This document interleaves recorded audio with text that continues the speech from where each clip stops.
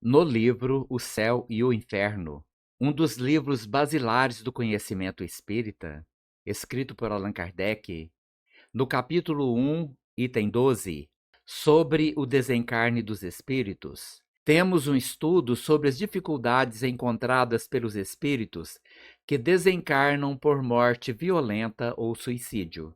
Antes de começar o nosso estudo, eu vou te pedir que deixe aí o seu like e compartilhe com seus amigos e ative o sininho das notificações para que você seja avisado dos novos vídeos.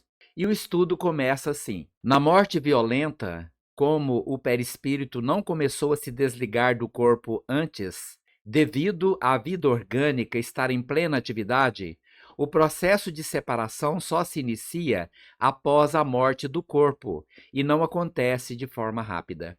O espírito pego de surpresa fica confuso acreditando estar vivo. Essa ilusão pode durar até que ele compreenda sua nova condição. Essa transição entre a vida física e espiritual é muito interessante para o estudo, pois o espírito acredita que seu corpo fluídico é material e continua a sentir como se ainda estivesse vivo no corpo. A duração dessa fase varia de acordo com o nível de conhecimento e evolução moral do espírito. Para os mais evoluídos, o processo é rápido, pois já possuem um desprendimento natural que a morte repentina apenas acelera. Já para os outros, pode durar anos. Essa situação ocorre até mesmo em mortes naturais, e embora não seja sofrida para espíritos mais avançados, pode ser muito dolorosa para os menos evoluídos. Nos casos de suicídio, o sofrimento é ainda mais intenso. O perispírito fortemente ligado ao corpo físico transmite à alma todas as sensações físicas decorrentes depois da morte física, resultando em sofrimentos extremos. Queridos amigos e amigas, esse tema retirado do livro O Céu e o Inferno, escrito por Allan Kardec, nos convida a compreender os processos que envolvem o desencarne, especialmente nos casos de morte violenta e suicídio, e as repercussões espirituais desses eventos. No trecho estudado, Kardec explica que em casos de morte violenta, como acidentes, assassinatos ou suicídios, o processo de desprendimento do espírito do corpo físico não segue o curso natural.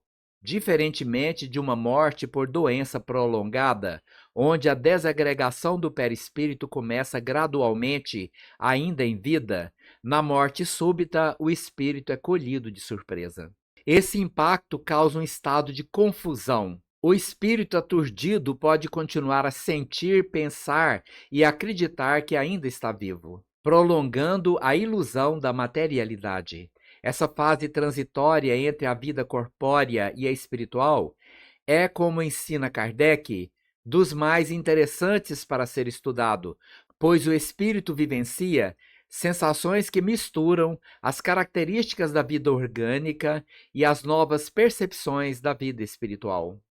O perispírito, esse corpo fluídico que serve de elo entre o espírito e o corpo físico, desempenha um papel crucial nesse processo.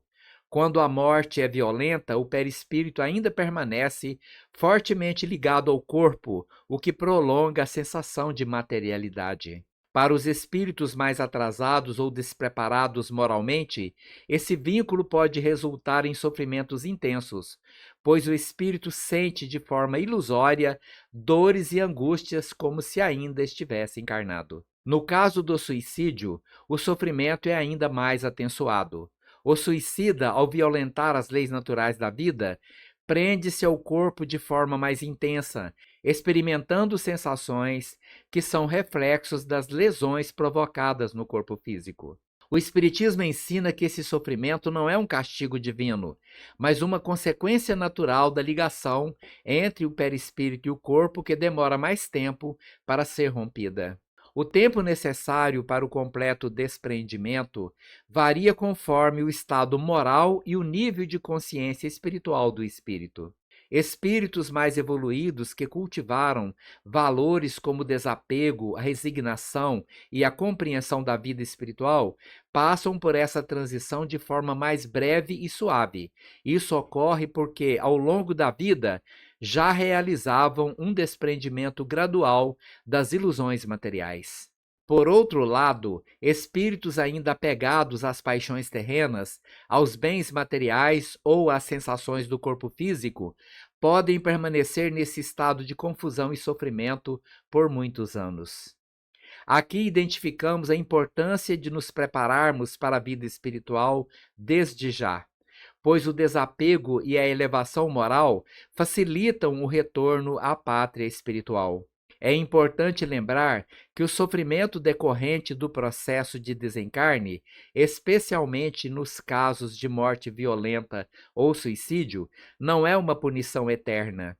Pelo contrário, é um meio educativo permitido por Deus para que o espírito tome consciência de seus atos, reflita sobre seus erros e busque sua regeneração.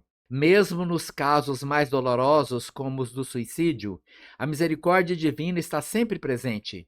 O espírito é acolhido por benfeitores espirituais, assim que demonstra arrependimento e desejo de reparação. O tempo necessário para essa regeneração dependerá de sua vontade e esforço em buscar o caminho do bem. Esse estudo nos traz lições práticas para a vida atual. Entre elas, destacamos a importância do desapego.